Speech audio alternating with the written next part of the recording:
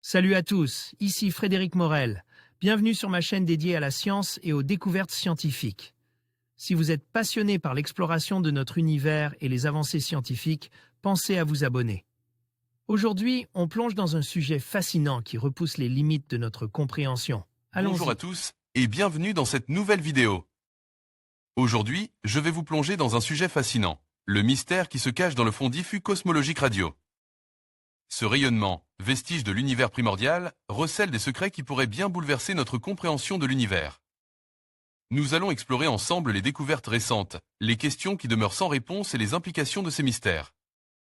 Pour notre vision de la cosmologie, préparez-vous à un voyage captivant à travers le temps et l'espace.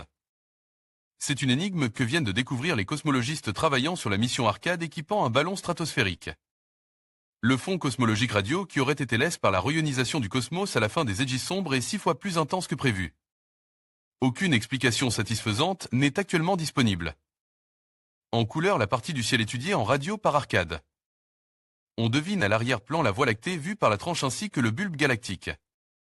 Crédit, NASA Arcade environ 380 000 ans après la naissance de l'univers observable, mais pas instantanément, les atomes se sont. Forme et plus rien ne s'opposait au voyage des photons sur des distances cosmologiques. C'est l'époque dite de la recombinaison, celle où a été émis le fameux rayonnement de fond diffus avec son spectre de corps. Noir, corps noir presque parfait. Des centaines de millions d'années plus tard, la renaissance cosmique se produisait et mettait fin aux égis sombres. La formation des premières étoiles et les premiers quasars émettaient suffisamment de rayonnement pour que l'univers ne soit plus totalement sombre dans le domaine optique. Surtout, et l'hydrogène neutre composant majoritairement la matière baryonique du cosmos commençait à se rayoniser. Sous l'influence du rayonnement des premières étoiles et des disques d'accrétion des quasars. Simultanément, partout dans le cosmos visible d'alors, les électrons parcourant le gaz chaud d'hydrogène ionisés freinent par leur passage proche des protons des noyaux d'hydrogène, dans leurs champs coulombiens électrostatiques. Il se produisait alors un phénomène connu sous le nom de rayonnement continu de freinage, ou bremsstrahlin, aussi appelé free-free. Émission en anglais, c'est-à-dire l'émission par les électrons des ondes électromagnétiques bien spécifiques. Lié à la fin des égis sombres, doit donc exister aujourd'hui un rayonnement de fond diffus cosmologique. Dans le domaine radiocentimétrique, tout comme il en existe dans le domaine des ondes millimétriques, le fameux rayonnement fossile.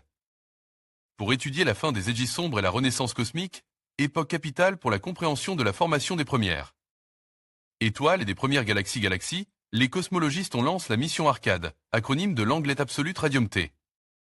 For Cosmologie, Astrophysique, End Diffuse Émission. Les chercheurs viennent de publier les conclusions portant sur les observations réalisées avec Arcade lors d'un vol en ballon stratosphérique pendant l'année 2006. Face aux résultats, l'équipe menée par Alan Kogut du NASA Goddard Space Flight Center a eu un choc.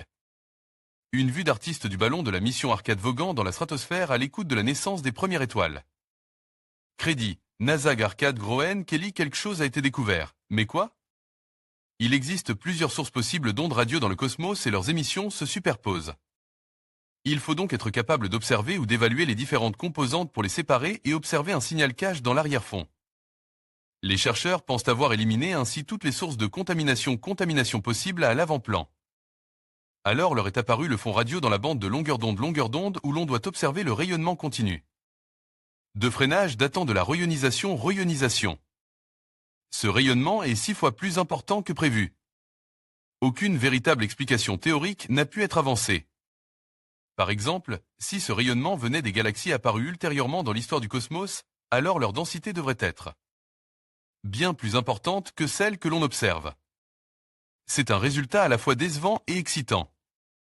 D'un côté, le signal nous permettant de sonder la renaissance cosmique est visiblement noyé par un fond d'origine inconnue et il nous reste pour le moment indétectable.